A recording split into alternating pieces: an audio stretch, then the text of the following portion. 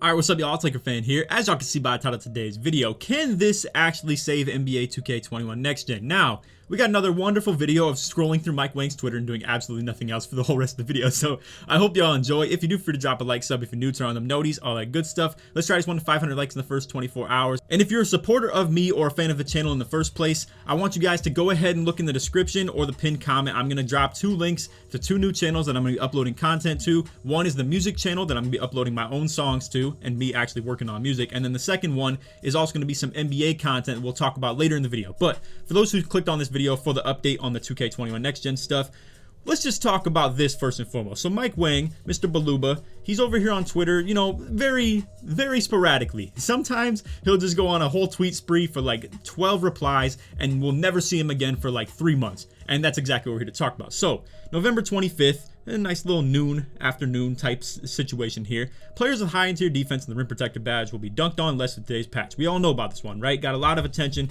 got a lot of replies, and obviously a lot of likes and a lot of interactions and stuff like that. Now, with all this said, he goes MIA all the way until December 4th, and he goes on a little bit of a Twitter spree, like two replies, and not many people made too much noise about this because honestly, the game was just initially that we were going to be on this downslope that we are now. So fast forward until February 4th, 1 a.m., 2 a.m. if you're Eastern time on top of this. This is the most random time possible. A Thursday afternoon at literally 2 a.m.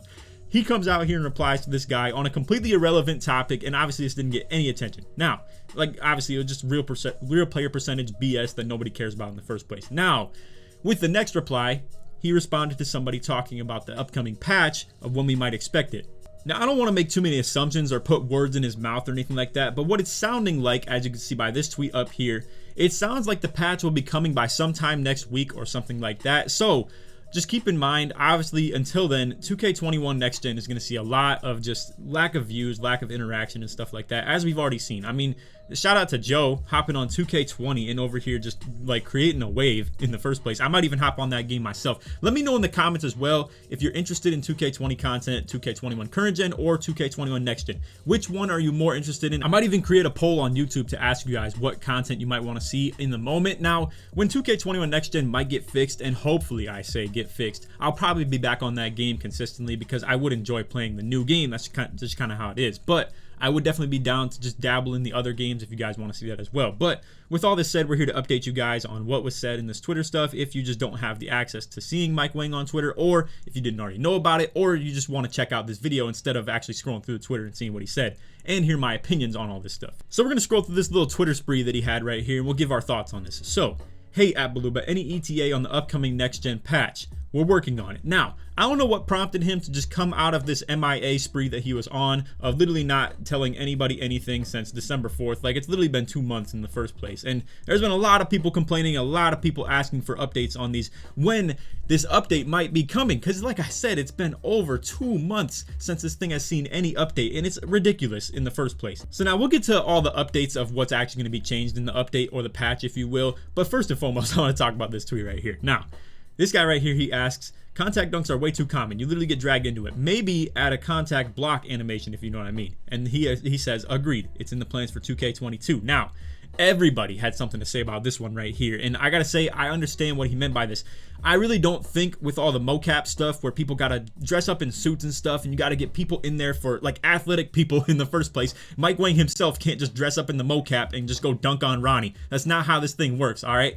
The way that I understand how this is going to work is they would have to pay people to, you know, the athletic, like professional dunkers, if you will, and athletic people in the first place as well, because you got to test out the animations of getting dunked on in the first place and actually jumping. Or if you want a counter to that where you're actually getting contact dunk blocks, obviously you need other athletic people as well. They're going to be there for the mocap and stuff like that. And you can't just have the 2K geeks and professionals at the studios and stuff like that just suiting up and doing the animations themselves. So I totally understand with all this, you know, Rona stuff going on and stuff like that too. Obviously, it's not the easiest thing to just make that happen. So he was saying it's in the plans for 2K22, and everybody had something to say about that. Like, oh, just focus on the current game. Imagine, like, oh, you know, you got all these problems and people don't want to play the game and stuff like that, and you can't focus on the current game. Again, I completely understand where he's coming from in that regard. So now this is where we're going to see the majority of the actual changes go into play. So to read this word for word, recent hotfix went in to fix the easy special delivery team take essentially talking about how easy it was to get those flashy passes and stuff like that. Like, he didn't already know that we've already put that in place, right? Like, I mean, that's already been a thing. And then he says a slight nerf to contact dunks. Now, maybe that's actually been a thing that's already been done. I don't really know. It doesn't seem like it in the first place. So these two things going together, like these two right here, the special delivery and the contact dunks, maybe that's already been a thing that's been done, because I know for a fact the special delivery nerf has already been done. That's super evident. So then he says, let me know if further changes are needed. Looking into post-hook exploits, fading threes, and OP blinders badge. Any other badges need adjusting. Now, to cut him some slack, I will say the fading meta from 3 has only become a thing in like the last month or so. It's been a thing that's hard to stop throughout the whole course of the game, but not a lot of people ran it until recently. I would say when that Puma spree came out, and then everybody started going sweat mode with the fades and stuff, and it just became super toxic. Nobody wants to play 2s, nobody wants to play 3s. Honestly, Pro-Am at this point seems like the only playable game mode, and until that becomes a fix, and until they actually address some of the contact dunk problems that we run into, or the fact that flat out defense can't be played in this game and it's very hard to, nobody's really going to want to play it. Now, with all this said, I had some of my own opinion and just input on this. I'm really of the belief that overpowering offense wouldn't be a problem if defense wasn't underpowered. Now, I don't know who agrees with this. I'm not here to just give strictly my opinions and stuff like that, but I do feel like a lot of the time, compounded by having to chase and trail the offensive player because you're a defender and you have to react to him, it's even worse that you just move slower than the offensive player, just flat out. Now, with all this said, again, I just addressed all types of other things that need to be addressed, so the save file corrupt when loading my player or joining a friend, etc., stuff like that, as well as on top of all that stuff, the Xbox Series S literally not being able to play Pro-Am in the first place. It's just a really tough, frustrating situation.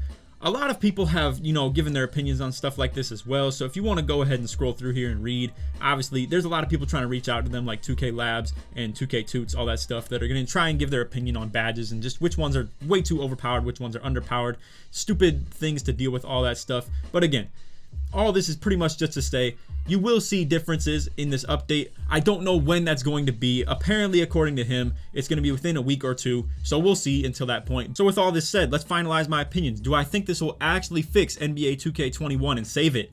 Honestly, I don't really think so. I'm going to just hold on to the fact that honestly, players all have 95 driving dunk, 95 three-pointer, stuff like that. We all have crazy Hall of Fame badges everywhere. I just think where the flaws in this game already stem from was the My Player Builder, so it's going to be a problem in that regard. So for anybody who came to this video expecting answers on whether or not I think this is actually going to fix the game itself, I'm going to have to stay on the conservative side of things and just tell you guys I really don't know what differences we're going to see in the game that are going to be evident enough to actually make this a fun, playable game and fun and enjoyable as a content creator's perspective and for the viewer itself or the player that you might be as well.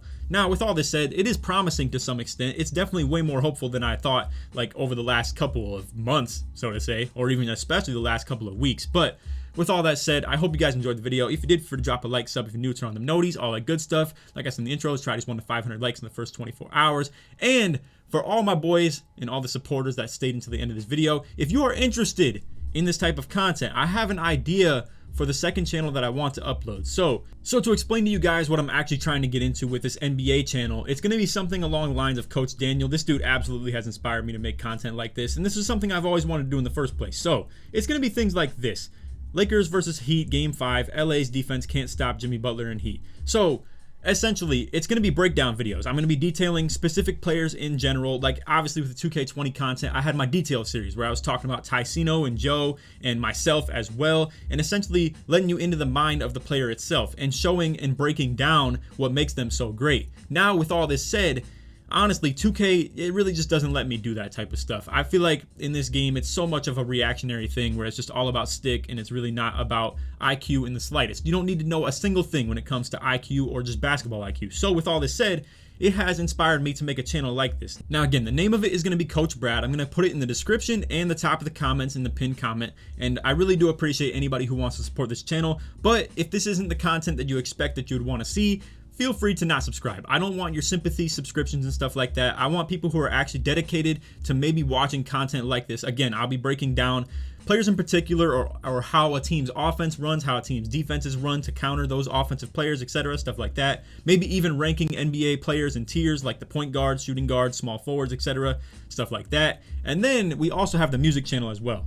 And what I wanted to go by an artist is Brad, just straight up, just like that. Now, I personally feel like I am a bit multi-talented when it comes to all this stuff. If I had to flaunt anything, I like to stay humble and not boast anything, but I will say I really do feel like with the music stuff, and granted, some people don't like the early stuff that I've put out. Obviously, there's not much editing and stuff like that on the voice yet. I really don't have too much experience with the Pro Tools or anything like that, and I haven't paid engineers to really tune up my voice or anything like that in the first place. Now, with all this said, it's going to be rap, it's going to be just straight up hip hop, stuff like that, very lyrical, very like flow based and lyrics essentially. It's not all about the auto tune and stuff like that. So expect that from the music.